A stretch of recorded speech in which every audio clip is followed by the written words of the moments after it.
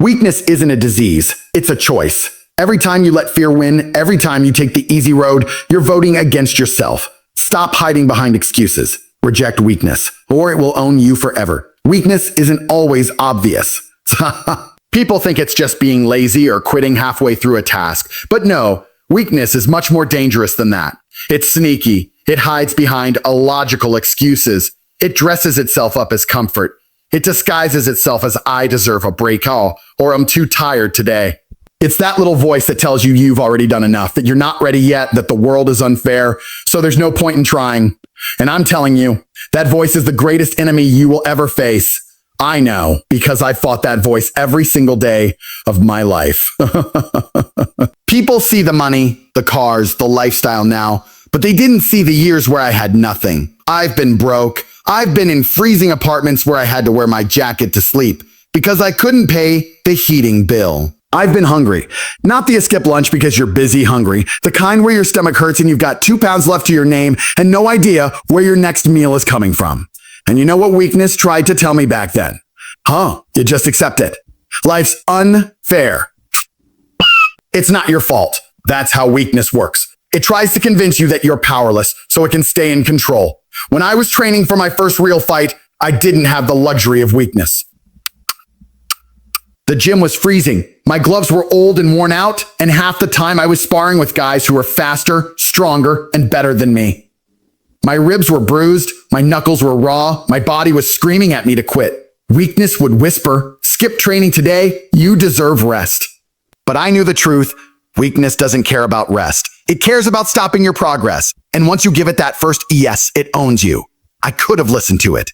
I could have taken the easy route, stayed home, stayed warm, complained about my situation like most people do. And if I had done that, I wouldn't be standing here today. I wouldn't have had the fights, the victories, the lessons. I wouldn't have built anything. Because real strength only grows in the moments when weakness is screaming in your face and you tell it to shut up. The reason most people never get what they want in life isn't because they lack talent or opportunity or even money. It's because they let weakness make their decisions for them.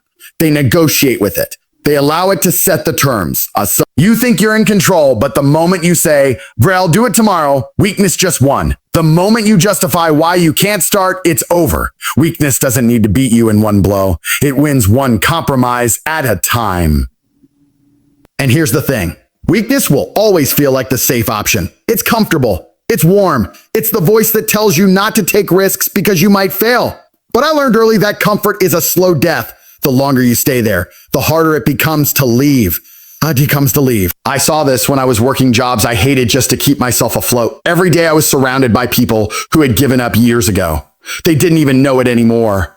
They let weakness convince them that this was all they could have, so they stopped fighting. They weren't dead, but they weren't alive either. I refused to live like that. I'd rather risk everything and lose than sit in a corner safe and useless. And that's the difference. Rejecting weakness is a decision you make daily in small battles that no one else sees. It's dragging yourself out of bed when you're tired. It's training when you're sore. It's making that phone call you're afraid of. It's pushing for one more rep when your muscles are burning. It's standing up for yourself when staying quiet would be easier. It's not glamorous, but that's where your strength is built. People ask me, how do you stay disciplined? It's simple. I never give weakness a seat at the table. If I feel it creeping in, I move faster. If it tells me to stop, I go harder. I treat it like a personal enemy that's trying to destroy everything I've built, because that's exactly what it is. And once you start seeing it that way, once you start recognizing it for what it really is, you can't let it win. I'm not saying I never feel it. I feel it every day. But I've been through enough in my life to know that every time I've listened to that voice, I've paid the price. Every time I've ignored it, I've come out stronger. That's not a motivational quote. That's just reality. Strength isn't a gift, it's a result.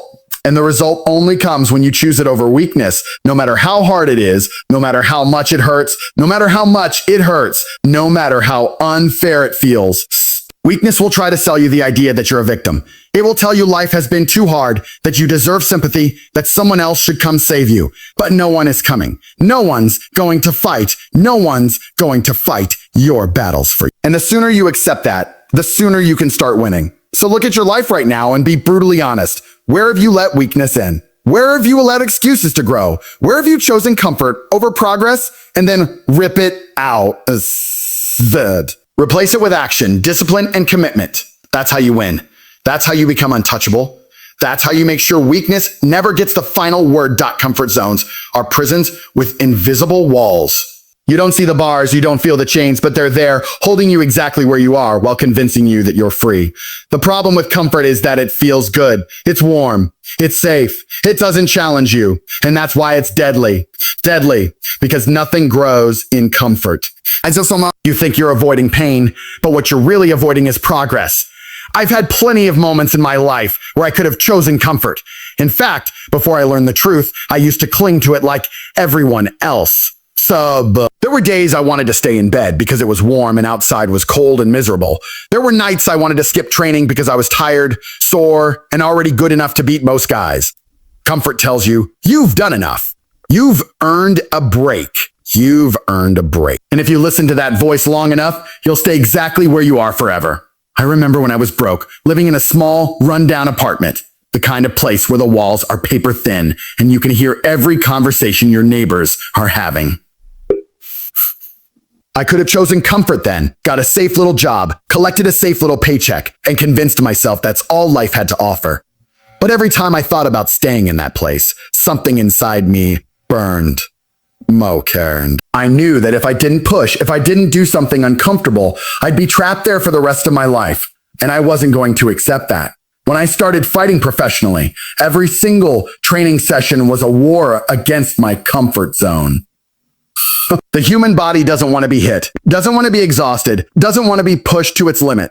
Your mind screams for you to stop, but I forced myself to keep going because I knew that the pain I felt in that moment was building a version of me that could handle anything. It could handle anything. Comfort never built a champion. It never built a business. It never built a strong man or woman. Only discomfort, only pressure, only challenge does that. And here's the truth nobody wants to hear. Comfort zones shrink. The longer you stay inside one, the smaller your world becomes. You start avoiding things that make you nervous. You say no to opportunities because they are too risky. You settle for relationships, jobs, and situations that you know are beneath you. Because stepping out would require courage you haven't built. Before you know it, you're trapped in a life you don't even like, all because you were too scared to leave what felt safe. When I first started building my businesses, I didn't know everything. I wasn't an expert in every area, but I refused to let that stop me. I learned on the job, made mistakes, embarrassed myself more times than I can count. There were days I thought about quitting, about going back to something easier, but I knew that every uncomfortable step forward was expanding my capacity. Every time I walked into a room where I didn't feel like I belonged, I left stronger. That's how growth works. You only get it by doing the things that scare you, by willingly putting yourself in situations where you might fail. Most people treat discomfort like it's the enemy, but I see it as the only real teacher. Pain tells you you're on the right track. Fear means you're about to level up. Resistance is the signal that you're pushing into new territory, and that's where the breakthroughs happen. The first time I fought someone I thought I couldn't beat, I learned more about myself in 3 rounds than I had in years of training against guys I knew I could handle. That's what stepping out of your comfort zone does. It forces you to rise to the level of the challenge. Level of the challenge. I'm not telling you to run toward stupidity. I'm telling you to run toward the things that make you hesitate, the things you avoid because you don't feel ready. You'll never be ready if you wait for comfort to let you go. You have to break out. And when you do, you'll see that the walls you thought were holding you in were nothing but illusions. The more you break them, the bigger your world becomes. Even now, I look for ways to destroy my own comfort zones. So it's easy to get lazy when you've got money, when you've already won fights, when you've already proven yourself. But the moment you stop chasing growth, you start dying. I don't care how much I've achieved. There's always another level. And that level exists in the place where I'm uncomfortable. That's why I seek it out. That's why I keep pushing. You have to understand, life will not reward you for staying comfortable. It will punish you.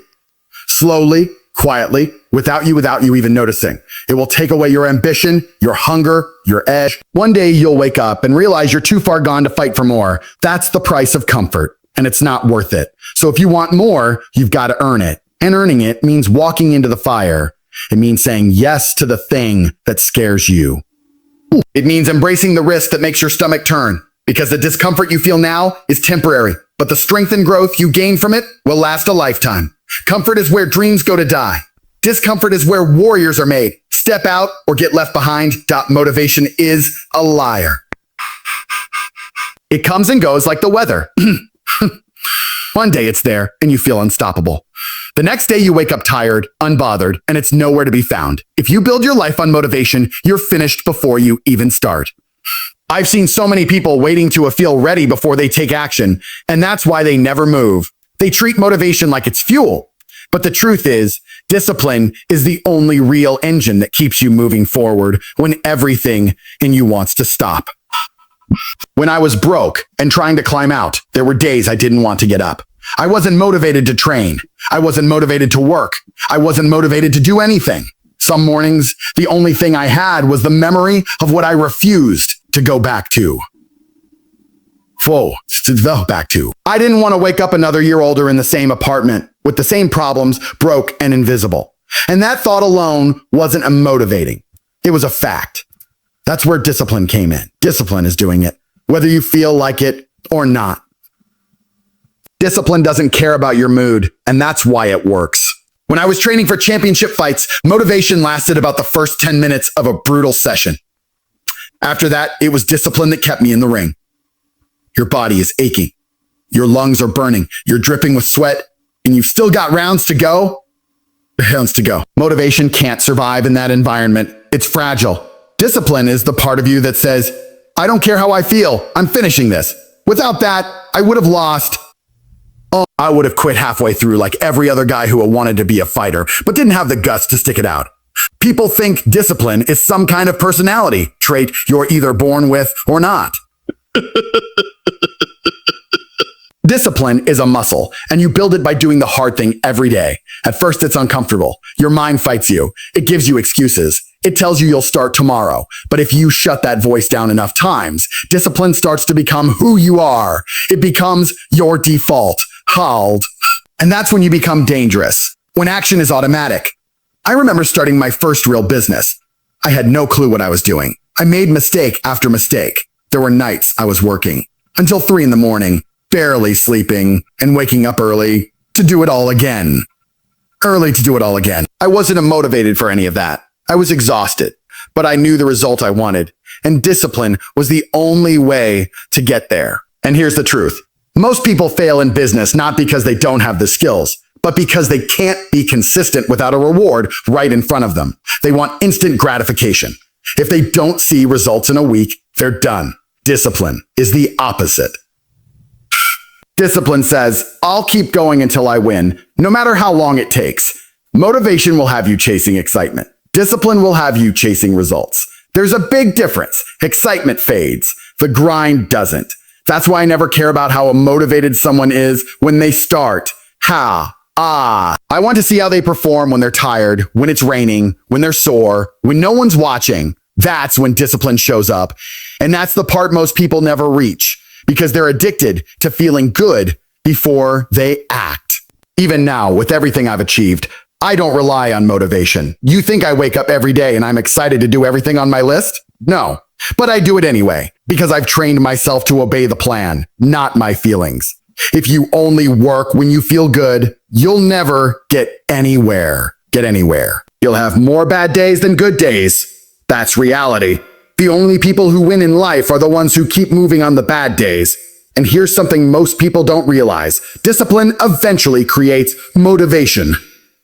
Once you start stacking wins, once you see yourself improving, the motivation comes as a byproduct. But it's discipline that gets you through the dead space in between.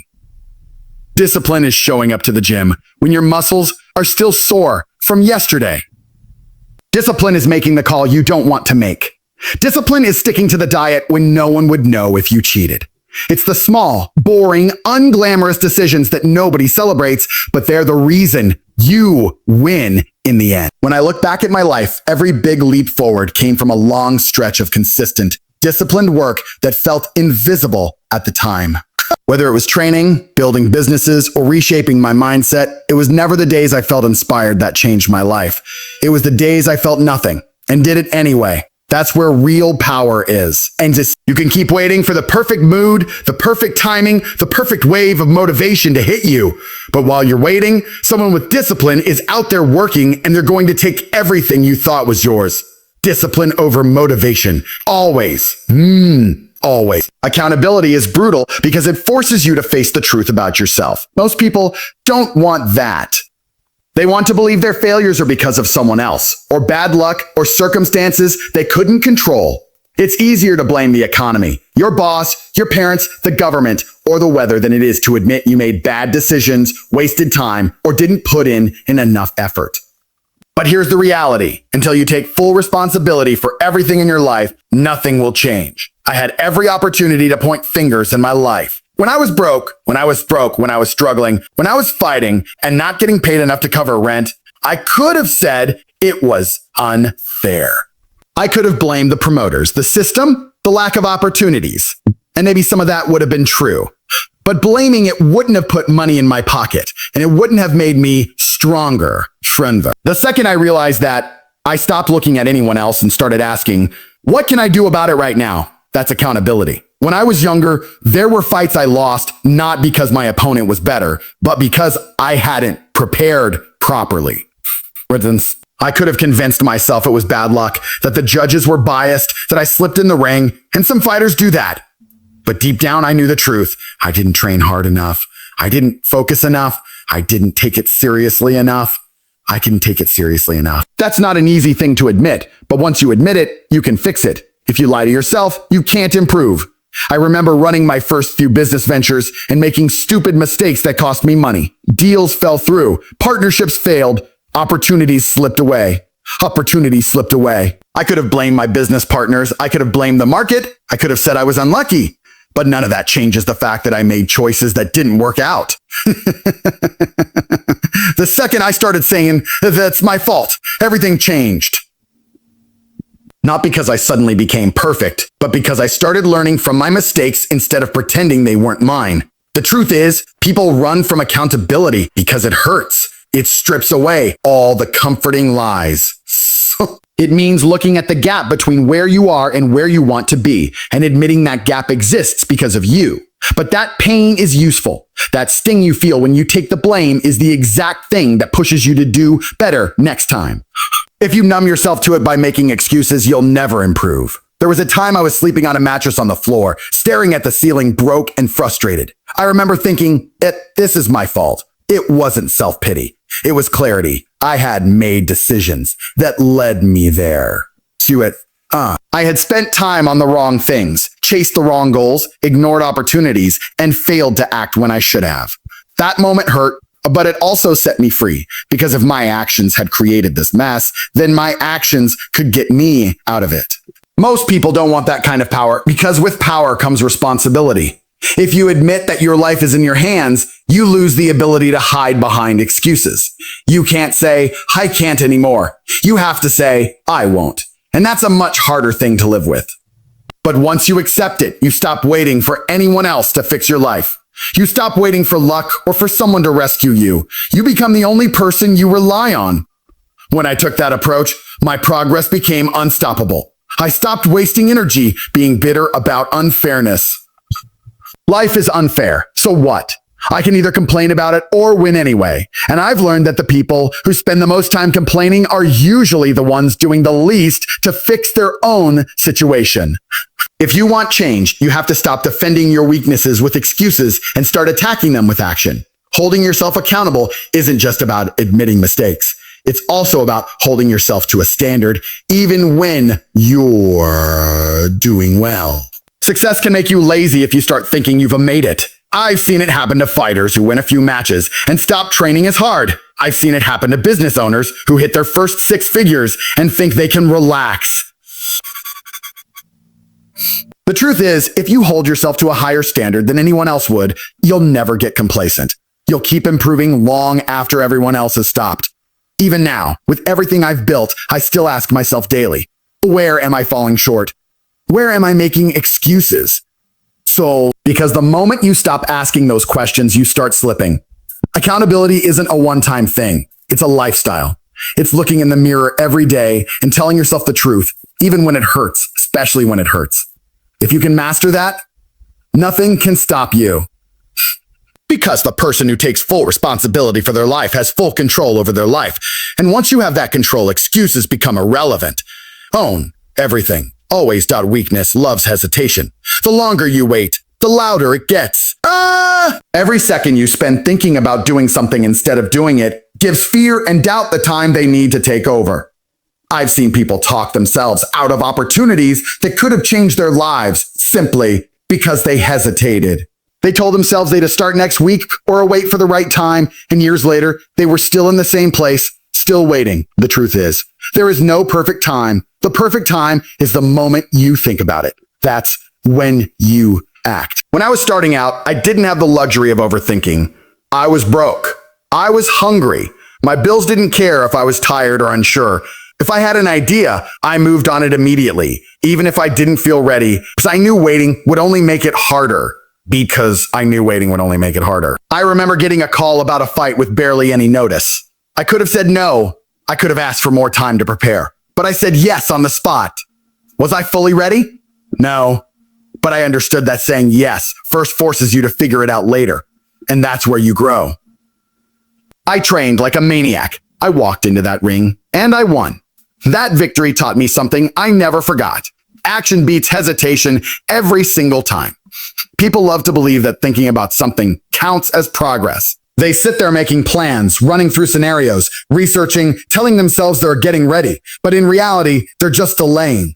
And the longer you delay, the more your mind will work against you. You'll start imagining all the things that could go wrong, all the reasons it might fail, and eventually you'll convince yourself not to do it at all. That's why I live by a simple rule. When you feel that spark, act on it before it dies. When I was building my businesses, I didn't have everything mapped out in advance. Sometimes I'd hear about a new opportunity and start working on it the same day. I'd make calls, send messages, and start building momentum immediately. That's how I got ahead, not by sitting around thinking, but by getting in motion while everyone else was still deciding. The funny thing is, once you start moving, the path becomes clear. You figure things out along the way. But if you wait until you know every detail, you'll never start, because there will always be something you don't know. I've had moments in my life where hesitation cost me. Opportunities slipped away because I didn't move fast enough. I remember once passing on a business deal because I wanted to think about it for a few weeks. By the time I was ready, someone else had taken it, and they made the money I could have made. That stung, but I needed that lesson. It taught me that in the real world, speed matters. The people who act quickly aren't always the smartest, but they're often the ones who win because they get there first. Even in training, hesitation can be dangerous. When you're in the ring, if you see an opening and you hesitate, it's gone. You either take the shot the second it's there, or you lose it. That's how life works. Openings don't stay open forever. The timing has to be right, and you only get one shot at certain opportunities. The difference between the people who succeed and the ones who don't is that the winners take the shot immediately, while the others are still deciding whether or not they should. Taking immediate action doesn't mean being reckless. It means trusting yourself enough to know that you can adapt on the move. Most people overestimate the cost of failing and underestimate the cost of waiting. Failing teaches you something. Waiting teaches you nothing except how to be slower next time. If you act fast and you're wrong, you can adjust. You can adjust. If you wait too long, the decision is made for you, and it's never in your favor. I've been in situations where my back was against the wall, where I didn't have time to think, only time to act. Those were some of the hardest moments of my life, but they were also the most defining. They taught me that hesitation is a luxury you can't afford if you want to win. Every second counts. If you don't take control of the moment will take control of you. Now, whenever something comes my way, my instinct is to move. I know that if I commit now, I'll figure it out on the way. On the way, that's how I've always grown the fastest. Life rewards decisiveness. It rewards those who take the risk, who step forward while everyone else is still on the starting line. So stop giving weakness the time it needs to talk you out of your potential. Move first, think later. Victor. You'll be shocked how much changes when you stop waiting for the right time and start making the time right. Action now. Always that strength starts in your head, long before it shows in your body or in your life. If your mind is weak, everything else will be weak. You can be physically fit, you can have skills, you can have opportunities, but if your mind collapses under pressure, you'll never hold on to any of it. The world will test you. Life will throw things at you never saw coming. And in those moments, the only thing that decides whether you keep moving or break down is the strength of your mind. When I look back at the toughest periods of my life, it wasn't my body that saved me. It was my mentality. There were times I was broke, wondering how I was going to pay rent, eating cheap food just to keep going. There were moments in training where I was physically drained, my muscles shot, my lungs burning, and the easy option was to quit. But quitting never crossed my mind because I had already made the decision in my head. I don't stop. Once your mind makes that choice, your body follows. I fought opponents who were stronger, faster, and better technically. But I won because they broke mentally before I did. I could see it in their eyes. They take a hit, they get tired, and you could feel them deciding to give up. That's the difference between someone who wins and someone who loses. Not who's more talented, but who refuses to mentally surrender. That's why I train my mind every day. Not just with workouts, but with life itself. Every hard thing I do is a rep for my mental strength. I learned this early on when I realized most people can't even handle basic discomfort without falling apart. They have one bad day at work, and their mood is ruined. Someone says something negative about them online, and they're crushed for a week. They lose once and decide they're not cut out for something. That's weakness. If you want to achieve anything big, you need to build a mind that doesn't fold at the first sign of difficulty. When I was starting my businesses, there were weeks where nothing went right. Calls went unanswered, deals fell through, people flaked. I'd wake up to problems I didn't know how to solve yet. That's where most people give up. Not because it's impossible, but because it's exhausting to face failure after failure. But I looked at those moments differently. Every setback was a test, and if I passed the test in my head, I could pass it in reality. The key was to never let the problem make me emotional enough to lose focus. You keep your head clear, you keep moving, you figure it out. Mental strength also comes from controlling what you allow into your head. I don't waste time consuming things that make me weaker. I don't feed my brain with negativity or distractions. If you fill your mind with garbage, don't be surprised when your thoughts are garbage. You've got to treat your mental space like a fortress. Protect it. Keep it sharp. The moment you let in things that break your focus or drain your willpower, you're sabotaging yourself. I've also learned that mental strength isn't about pretending you never feel fear or doubt. I've been afraid plenty of times, before big fights, before taking risks in business, before making decisions that could go wrong.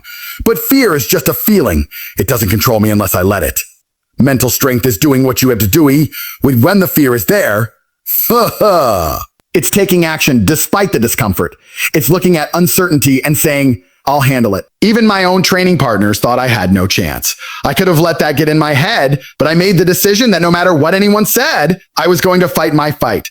I blocked out the noise, focused on my plan, and when the day came, I won. That wasn't luck. That wasn't luck.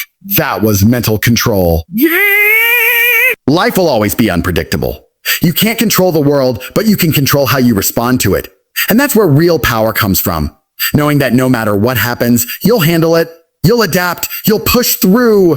That kind of mindset makes you unstoppable because it means nothing can break you unless you allow it. Building that mind of steel takes work.